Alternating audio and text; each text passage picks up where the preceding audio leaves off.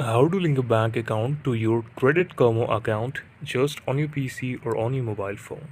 For this, I will take a reference to the official website that will tell you to do this thing very easily. Now, you will need to link your external bank account, start depositing funds into your Credit Karma money spend and save account. You will use the same external linked account for both deposit and withdrawals, and you will be only able to click on the link one bank account at a time for your Credit Karma account. Now, to do it instantly from your Credit Karma Money Spend and Save home screen, select the Make a Deposit account. Select Continue on the screen that says Credit Karma Use Place to link your bank account. Find your bank by selecting ITA logo or by a search. Log in with your online banking username and password. Choose which account you would like to connect.